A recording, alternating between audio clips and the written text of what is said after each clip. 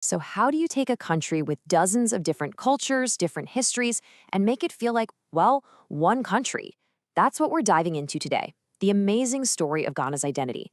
It's really a story about weaving all these different threads into a single, strong national fabric.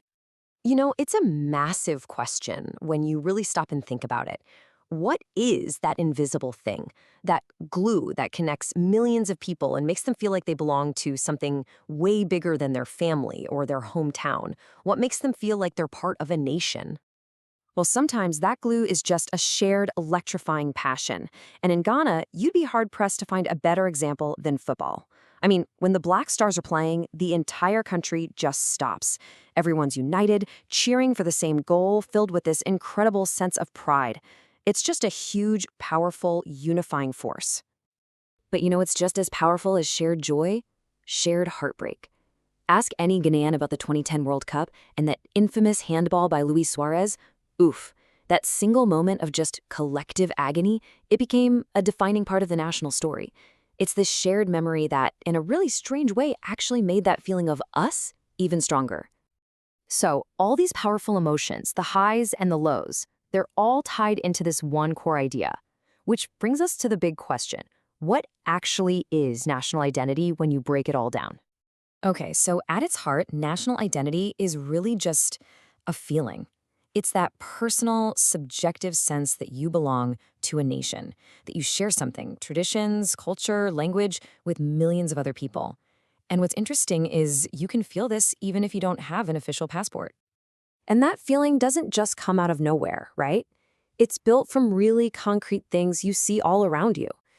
Things like national symbols, the flag, for instance, a common language everyone can use, a shared history you learn in school, cultural artifacts, shared values. All these pieces come together to build that feeling of being one nation.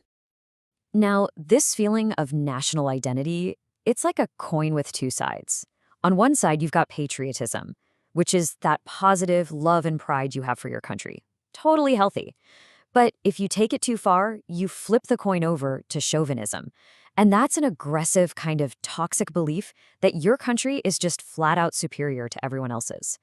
It's a really fine line, but man, it's a super important one to recognize. So, when it comes to Ghana, this unified identity didn't just happen by accident. Oh no, it was a very deliberate project right after independence. The new leaders knew they had a big job on their hands. They had to actively forge a sense of Ghanaianness out of all these different distinct groups. And they didn't just talk about it, they took real, concrete steps. The first thing they did, right after independence, they introduced a new national flag, a new anthem, symbols everyone could see and feel and rally around. Then they started building national institutions, things like a national airline, national colleges, stadiums where everyone, no matter where they were from, cheered for the same team. The goal here was huge, just massive, to create one Ghanaian identity for people who, for their entire history, had been loyal to separate chiefs and kingdoms. But, of course, building a nation is never that simple. There are always these forces pulling in the other direction, threatening to unravel that delicate fabric of unity. So let's take a look at some of the major challenges Ghana has had to navigate. Okay, so challenge number one is a big one. Ethnocentrism. It's a bit of a mouthful, but it's basically the tendency for people to think their own ethnic group is the best, the most important one, and to judge everyone else based on their own standards. You can see how that would get in the way of creating a single equal nation, right? Then you've got the cultural and language barriers. I mean, we're talking about a country with dozens of languages and unique customs. That makes creating a single shared experience pretty tough. Take something like marriage traditions. In many places, there's a custom of marrying within your own ethnic group. Now, that's great for strengthening community ties for sure, but it can also accidentally reinforce the very divisions that a new nation is trying so hard to bridge. Another really tough challenge is unequal development. If you look at Ghana's history, the southern parts of the country have generally been more developed, with more infrastructure and economic opportunities than the northern parts. And when one whole region of a country feels like it's being left behind, well, that can breathe resentment and really strain that feeling that you're all in it together, sharing one national destiny. And of course, there's the diversity of beliefs. Ghana's got a Christian majority, a large Muslim population, and people who follow traditional beliefs. Now, having all this diversity living together is a huge source of strength. But it also means finding national values that everyone can get behind, that resonate with all these different worldviews. Well, it's a very delicate balancing act. And the last challenge is a bit more subtle, but it's really powerful. It's the influence of formal education, which has largely been based on Western models. Now, obviously, this is crucial for progress, but there's been a side effect. It's sometimes led to the erosion of traditional cultural values. You see people adopting Western names, Western dress, and it can start to blur what makes up a distinctly Ghanaian identity. Okay, so we've seen the forces pulling things apart. The big question is, how do you fight back? How does a nation actively work to strengthen its unity?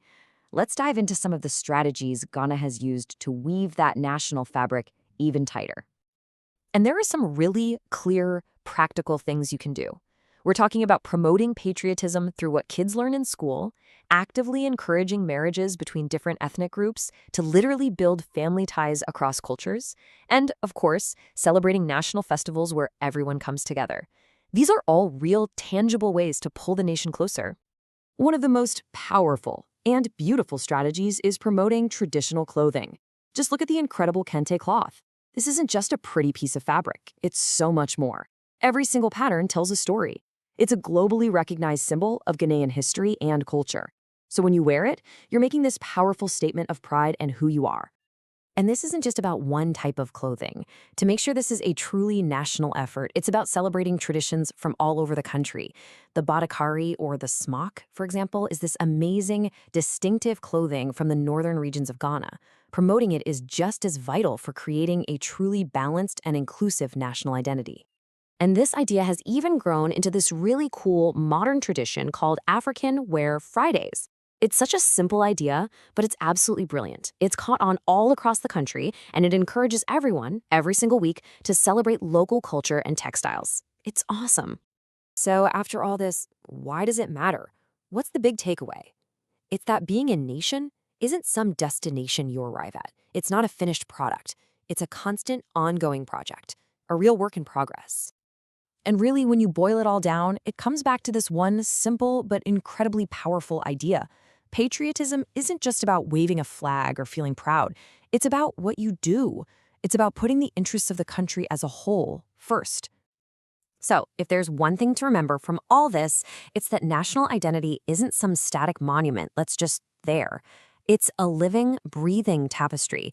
It's the continuous, day in, day out effort of weaving all these countless, diverse threads, ethnicity, religion, tradition, into one single strong and beautiful national fabric. And that leaves me with one final question for you to think about. What are the threads that weave your sense of national identity together? What are the symbols, the memories, the shared values that make you feel like you belong? It's something we're thinking about.